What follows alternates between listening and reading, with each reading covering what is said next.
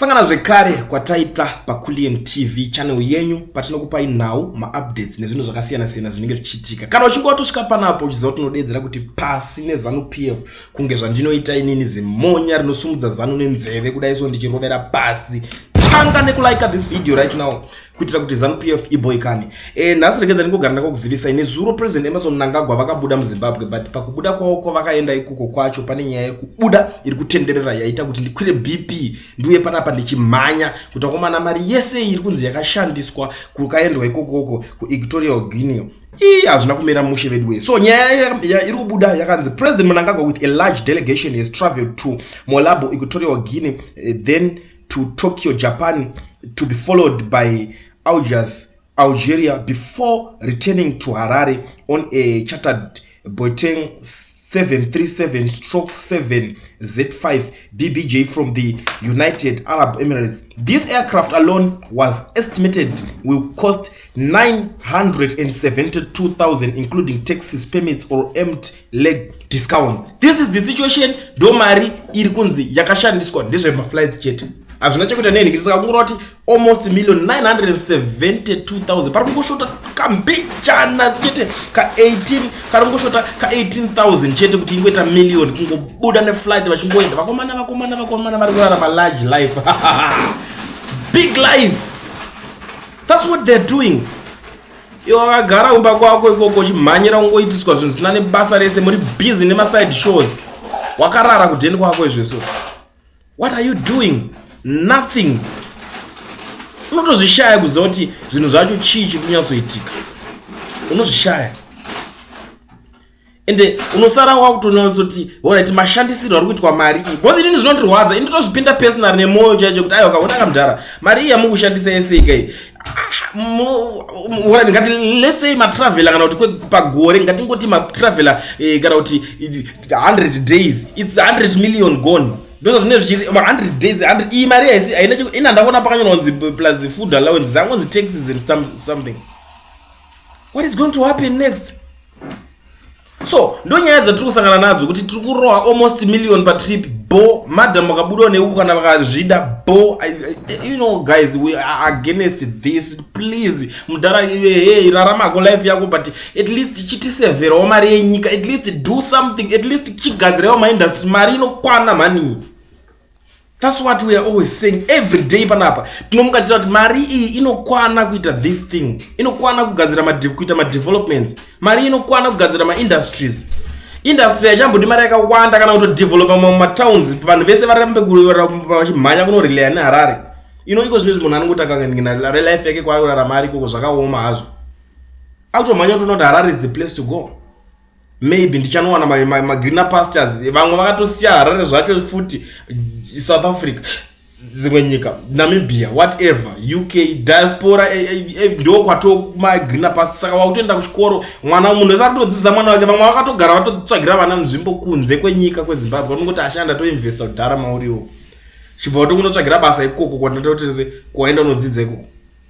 Enda kwese hakuna nyika isina muzimba iko zvinezvo. Why? Because of these people vanoita zvinhu zvokunikirikena. Unotoshaya kuti kushaya musoro, kushaya chi, I don't even know. I don't know. Totongoti tine vanhu vasina musoro maofisi zedu ehurumende epadenga. Ende unoona rimwe bora ngoma gwachu rekuti rinouya richidefenda zvakadaro. Tatotsvaga fana mukutaurisa munoda kuonerwa. Iwo uchida kudherera zvinhu. Tikuti we are against mashandisirwo arikuita mari iyika. Because tikaramba tichispenda kudai munoda kuti tinoda kuti mutiudze kuti imwe yacho iri kubva kupi. That's why vari kuzobuda every day vanota kufemeruka vachibvutira vanhu matax achikwidzwa. You know that guy akauya akutaura Mutuli uya anenge achidhonora vanhu nematax. What does it nai Mutuli? Mari yese youri kudhonora vanhu nematax yese. Uri kumbozvigayawo here kuti vanhu vacho vatozosara upenyu hwavo vachirarama hwakaita sei? Wani muri kuuya muchimhanyira kutora mazitax ekuwanda takutoi manga makutopinda nekubetting toda kutora mari dzebetting. Mwakatoti nemawhatsapp chaiwo mawhatsapp group tichapinda ikoko toda kutotora mari. Munoda kutora mari, munoda kucollecta every cent kuvanhu, handiti? Alright, it's fine. Let's say you are collecting every cent kuma citizens. Alright. Chivakuvhurirai mabasa kuti vakwanise kuwana pekuramba vachishanda.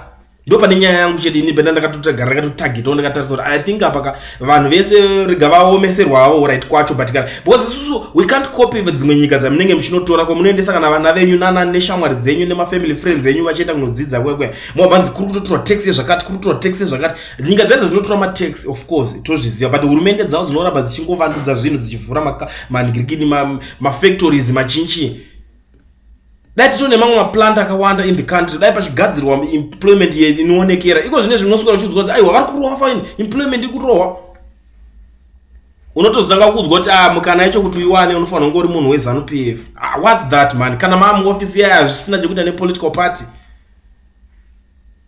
hakuna kati kuti tingatonzi regula ndiona kumarodhi kunonino unonzwa kuti kumarodhi kuri kuemploya vanhu vari kutora vanhu kumarodhi handi munorowa construction wakomana okay fine moenda kunoningineko unotofanira unoenda nezirigalia kana kadhi pana vatozviita machairman chimboane zviboys 5 mayouth vari kugadzirirwa upenyu hwakanaka enda kuSouth Africa vatoziva kuti chinonzi political party chii kana achida kuenda kunotsvaga basa hatozvizive zvekuti maconnections epolitics ndo anoita kuti unge uchinowana basa unoona maconnections epolitics anongokushandira anofanira kungoshanda pakunopinda political party yacho ikoko kana uchida kundotsvaga zvigarogaro ende izvo zvatina chekuita nazvo but ukaona zvakunzi even masectors macho politics naimi what's that saka ndo pari kutinetsa ipapo kuti mari yacho yese tichaiwana kupi naye mukuru wedu woye tatambudzika isusu tiri kunetsekana isusu tiri nherera senyika pakadai ndo patozongoti senyika hatina kana baba apa pakaoma because hapana life yenyu mukurarama bho mafly maita kwirai mbombera muende ikoko zvine basa rei what's so special haisi ndege ngoti ndege wani ngazvikwirwe zvinbombera zvichienda ikoko kungopinda mbombera makatoenda zvina kana pressure izvezve kana ngoendawo normal flight mungopindawo mune imwe ndigirikinuwo zvokungoti mari isangotambisike that's all because ona chiri kuzoitika chenyu chandiri kuzoitira naro chikudai so maenda ikoko mune maresults here mamwe ari kuti anozoya mozoti izvozvo tarowa maresults ayari izvozvo zoti tomukawo tichifara kuti yes vakuru vedu vauya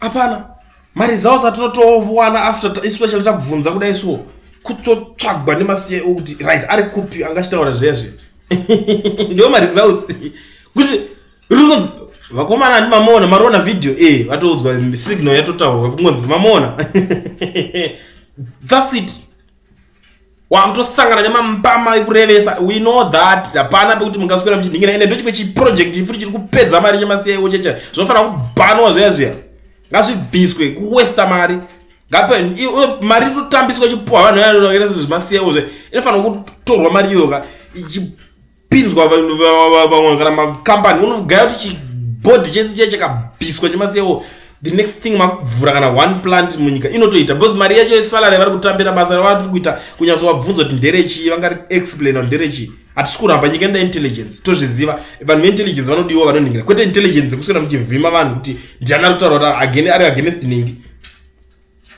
no that's not it man we are sick and tired nezvinhu zvakadai so tatonherera senyika is a lot of money kutambiswa ameno imi kana muchondi vanhu musiri kutonakirwa neni ameno zvenyu ikoko ini kutoti pasi neZANU PF yacho because we are sick and tired of this so mune Zimbabwe before I disappear panapa kana uri muSouth Africa unoregisterwa company vavhurwa FNB business account zviri easy zvinoitwa nemufesi anonzi Owen is the only one ari reliable zvokuti hauna work permit kana study permit hazvisina basa anokuvhurira business account okuvhurira FNB business account right obva akuvhurira company registration yayo anokuitira ungori nepassport chete passport yako iyoyo nayo passport green book kadi green kaunako ikaka chete as long as kangori valid chete kanoita kuti utovhurirwa negirikini naOwen saka contact Owen panhamba dzako dzitori dzandatoisa pascreen izvozo taura naOwen izve so akuvhurire FNB business account akuregistere company indi kutonakirwa ka ukatona takatobata kanika kakavotoziva kuti ndendatochi company owner waiziya saka inonovhurwa yako usazojambwe nemadhiri patoners